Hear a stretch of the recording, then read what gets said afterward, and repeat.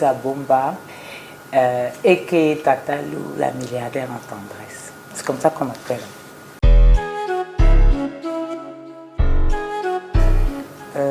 Je suis la petite fille d'une artiste. C'est-à-dire que ma grand-mère était artiste chorégraphe, danseuse, poétesse, potière, humoriste. Elle avait 1001 talents. Et son fils, qui était mon père, a dû faire une concession. Il a choisi de payer les factures véritablement tous les mois de manière formelle. Donc, il n'a pas pu faire vivre l'artiste qui était en lui. Donc, il nous a éduqués avec l'amour de l'art et le respect des artistes.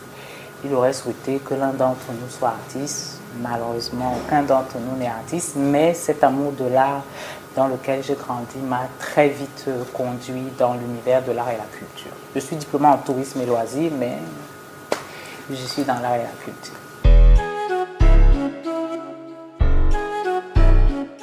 Oui, on est tous tombés dans ce bain-là. On est tous remplis d'art et de culture, mais surtout la notion du respect de l'artiste. On a vraiment été éduqués comme ça. Au-delà d'aimer l'art, c'était le point le plus important pour mon père, c'était de respecter l'artiste. Donc le Cameroun, j'ai fait Douala, Yaoundé, Garoua, et en France, j'ai fait Paris. Douala. Non, Douala, parce que Douala, c'est la ville où je suis devenue moi. Je n'étais ni la fille de mon père, ni la sœur de mon frère, ni la fille de ma mère. J'ai pu vraiment mettre mon prénom en avant, au-delà de mon nom, au-delà des personnes qui gravitaient autour de moi. Donc Douala m'a vraiment permis de m'accomplir.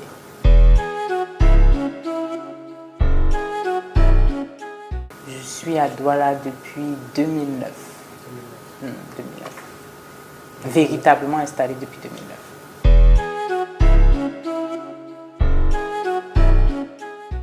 Douala ressemble à la statue de la Nouvelle Liberté. La Nouvelle Liberté de Francis Soumeigné qui est au rond-point 4e, c'est-à-dire on est en équilibre et on est en équilibre sur une jambe, mais on continue à garder sa fierté et à être là, dans une ville qui est tumultueuse comme Douala. Donc pour moi, Douala, c'est vraiment bien représenté par ce monument-là, quoi. Déjà, dès que tu arrives en venant de Bonabéry, quand tu entres dans la ville, tout est dit. Douala, c'est une place. C'est-à-dire, le gars te dit comme ça que c'est une place, il est en équilibre. Donc, une fois que c'est dit, tu sais que Douala n'est pas facile. Mais Douala est une très belle ville.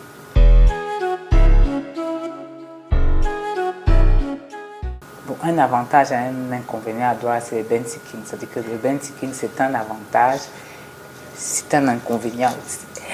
Pour rigoler, mais c'est vrai que je dirais le bensikin, avantage, inconvénient. Et comme deuxième exemple, je dirais les sauveuses, hein, c'est-à-dire que toutes les vendeuses de héros, je vous dis bonjour, je vous salue parce que vous êtes les sauveuses de Douala. Mais elles sont aussi un inconvénient parce que parfois, c'est pas très frais tout ça.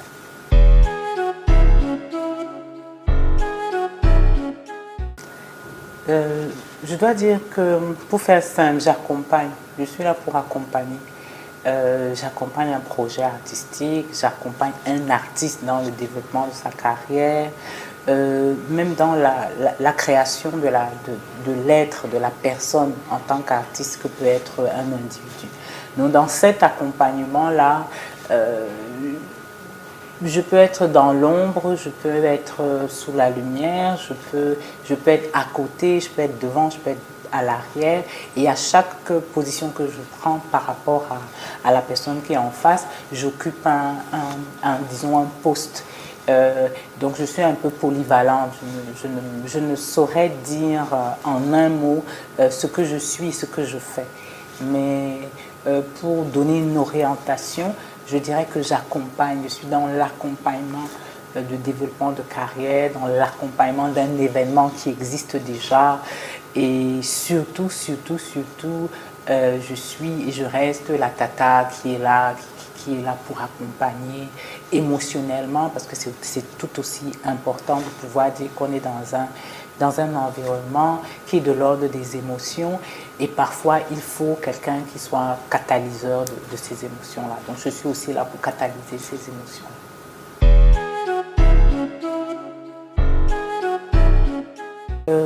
Je pense que le Mboti Week, c'est l'événement. C'est l'événement mode des prochaines années, de la prochaine décennie. Ça a très bien commencé, c'est la 3e édition et je sais que de plus en plus ça va aller crescendo. Donc je ne peux que dire attendez-vous à plus, accrochez-vous parce que ça va aller encore plus haut. Et prenez rendez-vous pour l'année prochaine. Les sponsors, prenez rendez-vous pour l'année prochaine. Bon, comme je dis, je slalome entre plusieurs projets, entre plusieurs artistes. Donc, je suis dans plusieurs disciplines, autant dans l'art plastique, la mode, la danse, la musique, le théâtre. Je slalome entre plusieurs disciplines artistiques. Donc, c'est des projets qui ne m'appartiennent pas. C'est des projets que je rejoins souvent sans qu'on me le demande. Je suis déjà là, disons, mais tu es partout. Je dis non, je ne suis pas partout, je suis là où il faut être, là où je sens qu'il y a le besoin d'un accompagnement, où je peux apporter quelque chose.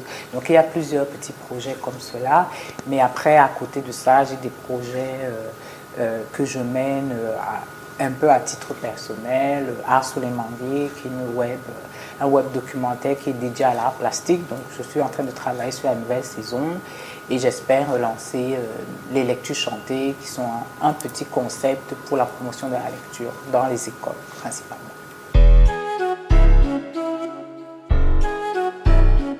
Le premier nom qui me vient, ce serait Coco Comennier. Parce que Coco Comennier, c'est le père de l'art contemporain, c'est vraiment quelqu'un qui est transgénérationnel, c'est quelqu'un qui a plus de 70, qui a 71 ans, je peux me tromper, mais il est déjà dans 70 ans, mais qui a gardé l'âme vive, l'âme vive. Il a vraiment l'élixir de la jeunesse, vraiment quelqu'un qui est resté jeune. Et quand je dis jeune, je parle jeune en termes de créativité. C'est quelqu'un qui a traversé plusieurs générations et qui est resté créatif. Mais pas la pâle copie de la décennie en amont. C'est vraiment quelqu'un qui a évolué, qui a su rester créatif malgré le temps, malgré l'adversité. Pour moi, c'est vraiment le prototype même de l'artiste, c'est-à-dire que c'est un rebelle, c'est une belle âme, c'est un révolutionnaire, c'est un avant-gardiste, c'est quelqu'un qui booste et qui impulse aussi le mouvement depuis 5 décennies déjà, presque 6 décennies dans l'art plastique. Donc pour moi, c'est un grand artiste, Coco Comennier, c'est un très grand artiste et c'est un homme formidable.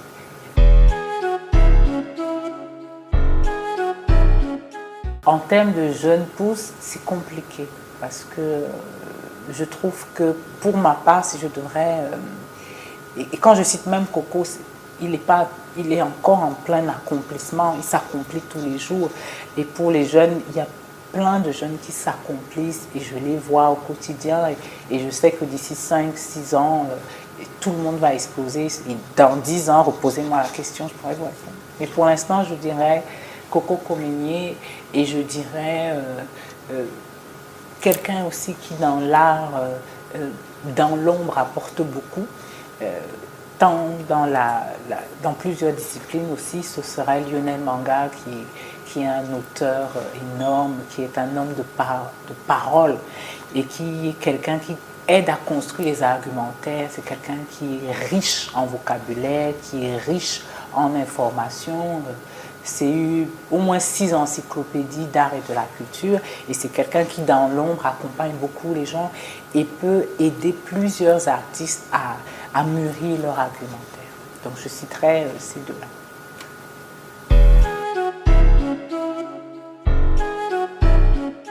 Je dirais d'apprendre, je dirais qu'on apprend tous les jours et je dirais surtout de nourrir et de mûrir leur argumentaire parce que au-delà de l'esthétique, au-delà du beau, il faut pouvoir mettre des mots sur ce qu'on fait. Il faut pouvoir défendre ce qu'on fait avec des mots et au-delà du fait d'être revendicateur, mais d'être revendicateur avec un bon argument, un argumentaire fort qui parle au-delà de l'œuvre.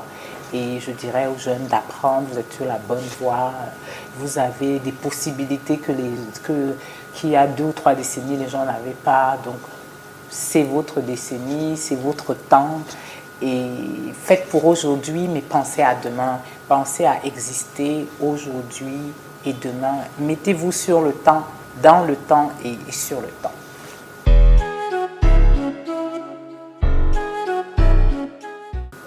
Que vive l'art!